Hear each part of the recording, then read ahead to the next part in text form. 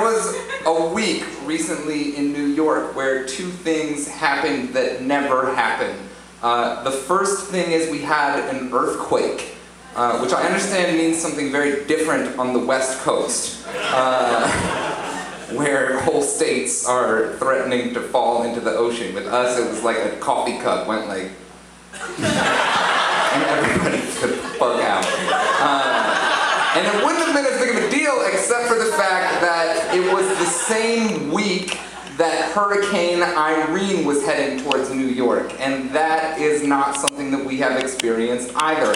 And so the city was fucking crazy. And that's not what this poem is about, but it was written that week. And it is called Here Is the Real News.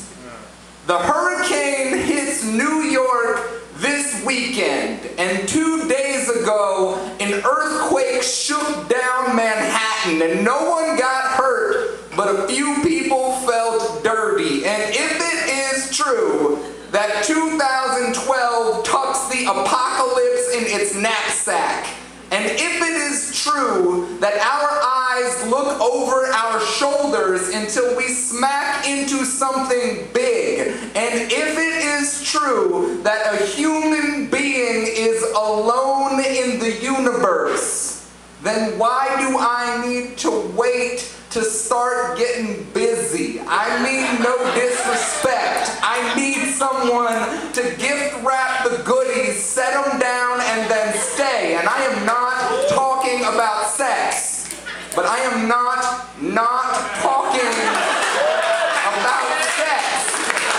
I have kicked through enough doors to know when I'm not doing shit. And this isn't about fear, but it's not about fear. And this poem is going to manifest me, and I can feel that. So I am writing it fast on the Manhattan-bound A-train, begging this dude in the newsy hat, mustache, and coffee thermos to tell me to stop, so I can snatch one of his chucks and throw it through the closing doors at High Street.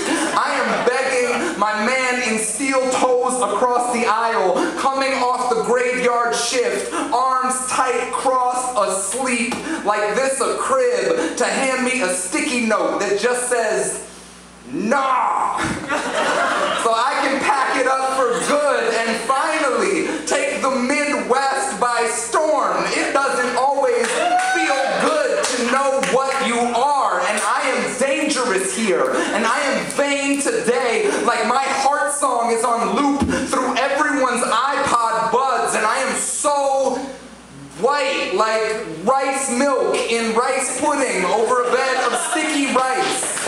Like my ears are concrete, like my problem is on everyone's to-do list, and I'm running away from my bedroom because that is where I keep me, and I can't see me like this, with the suburbs on speed dial, making some big deal of every thought, and I can't think of this poem like it's not me, like it's not shook by a mirror, like it's not begging me to start some shit so it can jump back into my face or bounce.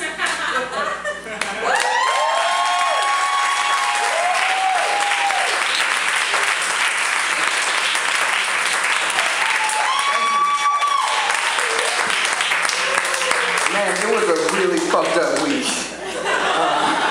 I really